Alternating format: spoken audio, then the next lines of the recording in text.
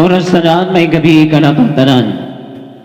So pasalamatan sa natang Ginoo nga nakatambong taning Santos nga misa. Araw nato siya mo pasalamatan sa mga grasya ato na dawat. So tagal itong Ginoo usa ka masipang pakpak. Oy, perfect na. Salamat kay bagong tuig, bagong kinabuhi. Pero sa gyapon karon nato mga pagbati, Happy New Year gyapon, no? Kay bag-o magyapon tuig, no? Pero naiuban ka bagulbol, no? Ngayon sa kapamilya, nagbabulbol tang anak, ay, paita ng Happy New Year, katong silingan, bagong t-shirt, bagong sapatos, bagong sinina, bagong uyab, kita, wag itay bago, yung inahansag nilang doon, naman tayo bago, unsa man, kalendaryo, paita na, kaya maningan pagkalisod yun, no? Amot ang nung nabantay mo, doon lagi may gayon nga doon na ipila-ila na to nga tao, di ka swain mo, anak, sa niaging Pasko, ipaila-ila ninyo ay inyong mga ninong, no? Sa mga bata ba sa dong, ano siya mong ninong, no? So, lipay taon kayo sila, no? Kaya makapangayon na sila Pasko, pamasko, no? Lingon sa taon ng ninong, dong, sa may imong size sa imong mga t-shirt, lipayag sa XL ninong, XL. Nga naman ninong, palitan ko mong t-shirt, sa dili, palitan di kag hanger. Araw mahangir yung t-shirt, napas nila at pagkarisod, no? Nagsayo ba ka na higayon nga ipila-ila ang mga uyab sa pamilya. Ningon na inasang anak siya, dong, dadan niya diri mong uyab inig Pasko para maila-ila na to. Hala, naglibog siya, kaya uyab, 5 man ka buok. Siya asa man na to, no? Ang uban nagbagulbol siya, may pa siya 5. Ako taon diri, wag yun. Wag yun tayo, ningon ako nga, you are my world. Ikaw ang akong kalibutan. Paita, di man ko pang kalibutan, basi pang barangay ra. Kaya may na ito nga, pas nila at pagkalisod, no? Mauna ang uban nga, makita na ito nga lahigin ang piling, no? Nasa iban, ipila-ila ilang mga asawa. Ang uban saan, mahadlok ipila-ila, no? Kaya nga naman, kipula na sila silang asawa. Mauta na gayon sila, hoy, ampingin ninyo ang inyong mga asawa. Kaya kung sa sudan pa, kung para ninyo, sardinas na lang siya, base ng uban, humba pa siya. No? Kaya maligyan na pastilan yun. No? Yung timing kayo, kaya karong adlaw, atong isaulog ang piyesta sa pag-ila-ila kang Jesus, ang Epipania.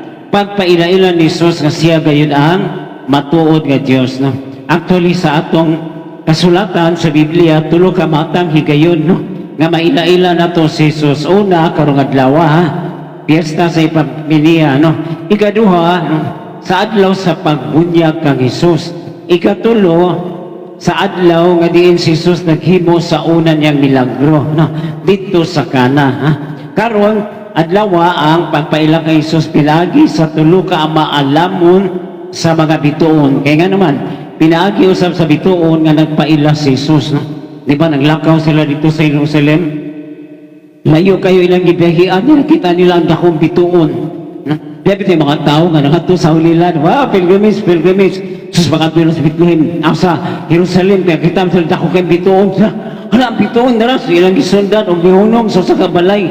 Da, nangutana sila, ma'am, mao ni ma'am ang Bethlehem nga natawhan sa itong Ginoo? Nga naman, namagoy akong bituon. Sa dili ay, ang sabi na yun, sa Caltex na pagasolina ka, kaita.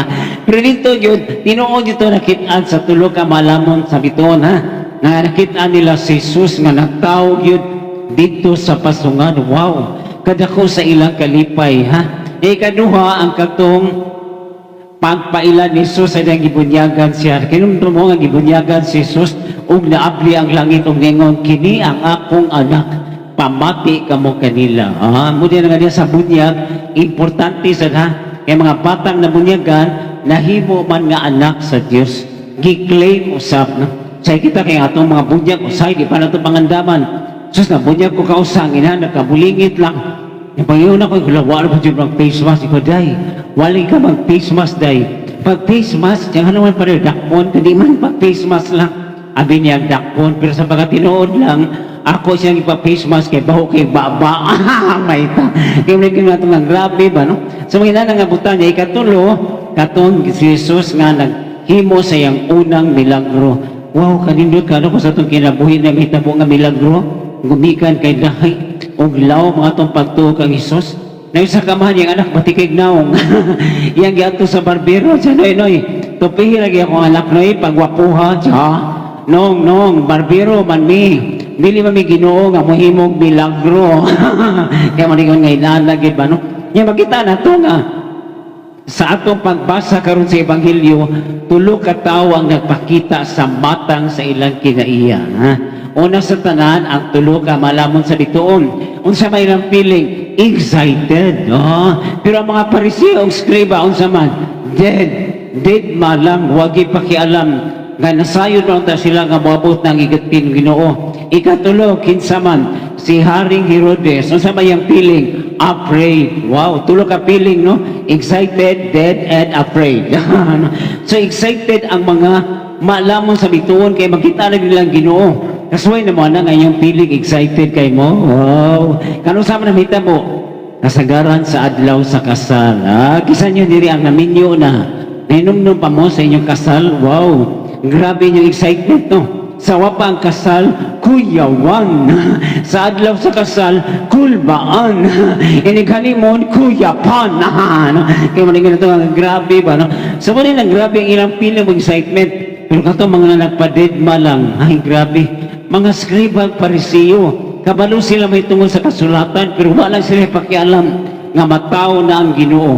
Kabatay ba mosahay nga na yung mga tao, mosahay, tidbaho na nato, nila natutag doon. Labi na mga babae, no? Ang mga ulitaw, di kayo nila lingiyon. Pero na yung mga gwapa, magsunod-sunod sila. Uy, pero na yung batignaw.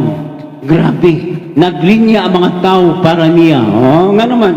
Kung sabi yung trabaho, cashier sa mall. Muling galinyan nila. Pero kung ginunta na, no? Para sa matagos sa grato nga ato tang abiyabihon. Labi na kung kini, may tungod sa espirituhanong kaluwasan sa tao, no? Pero ano kanindot kay si King Herodes, nga naman, hadlok siya. Ngayon, hadlok ba siya sa pagkatao sa manunubos? Kay kinigingon nga mahimong hari sa Israel. So, na-threaten siya, ha? Mahimong siyang hari? Di ako, unsan mo lang ko diri. Di na ako mahimong hari. Sabi ito, sa itong kinabuhi ka na bang mga power, no? Karami itong atong mga kasina sa uban, sa ilang mga nahugtan nga gahom. Grabe. Nabawa pa mo nga mga propeta, sila ang nagdala sa mensahe sa Ginoo para sa mga tao, no? Gitawag sa silang mga medium. Kaya nga naman, sila ang mahimong tulay, taytayan, para ang komunikasyon sa tao o sa Ginoo mag-abot. Dapat tayo sa ka medium o sa ka propeta nga putot, galaag-laag, sus nasaag o nawala. Da na newspaper siya. Kung sa may nakasuhat sa newspaper, small, medium, at large. Nito tatantuluman ka size. Pero maniging sa Ginoo, ha?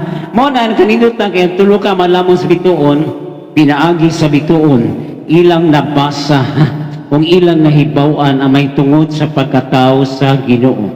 Nabatay mo mga usahay kita na mga basahon nga usahay, di na to basahon, na mga painumdum nga di na to tanawon, na mga mga magpahatag ka na to o painumdum nga di na to tagaag pagtagad, no? Kaya tawag sa'yo, mga do not enter, amasod yun, no? Ayaw pagsulod, amasod yun, no? Yung sa'yo, naibutang diya, dito manon. Kaya nabitaw sa mga putahan, tuluan ng tanong, kung pull or push. Ano yung sa kapultahan, sa kamol, gibutang nga, pull. So sa mga tao, ituod gapon. Nga tagiyan, noon sa mga, hindi makasabot, yung binisaya lang na, nga ipaagi yung hugot, para masabtan, labi na sa mga kapatanon. So mo to ang pool, ilan na lang gibisaya. Gibutangan dito, biraha ko, padung sa imong dughan. Kung ayaw akong ito, ngadto sa uban. Nasamta na nila. So, no? O, na naman sa itong kinabuhi, no?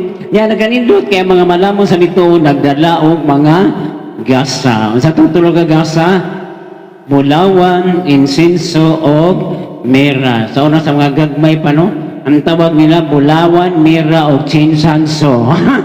Paputi manas naong, no? Bulawan, kay kini gitawag nga king of all metals. Mao na nga bagay sad, nga mao niyang irigalo para sa usa ka hari. Ang hari nga manunubos na.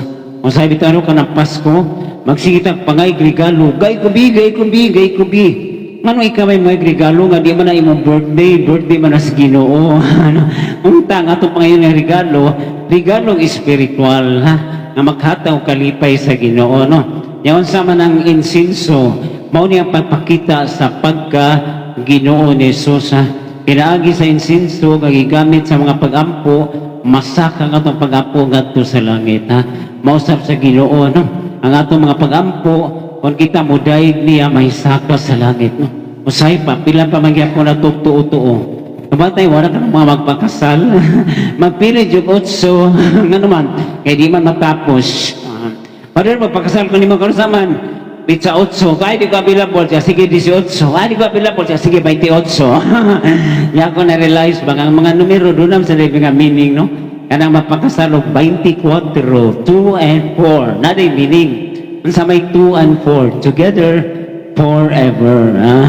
Niyang 2 ug 8, 28 na sa meaning. Sa man 2, together as one. Sa man ang 8, this is it. Nasa nalusot sa no? Pero ang maayon tagin nga mensahe may tumano na. And finally, ang mira. Unsa man ang mira, mo ni gamiton para sa mga tao, ano? Nga duhol sa kamatayon, nga mo ni ang gamiton para sa ilang kamatayon, matagan og maayong pagkabutang, ha? Di malimaho, o unsa man diyan, no? So, mo na nga ang mira gigamit usab, ha? So, wala nga sa itong kinabuhi, nindot sad, no? Nga naagi tayong regalo sa itong pagsimba o pagyupo sa Ginoo. Dito sa katao, ningon siya sa Ginoo, Lord, doon ako ihatag di mga regalo unta imong dawaton. Uyang ihatag ang tan mga kabtangan no. Mga butang niyo na Ginoo ay dili ko anak kay kanang tanan gikan man anako. Tiya. Unsa di mong gusto Ginoo kanang regalo nga wa gikan nako kundi nagikan kanimo. Unsa man Ginoo? Wa may lain nga nagikan na nga nagikan nimo nga di na ko mahatag nimo pagbalik.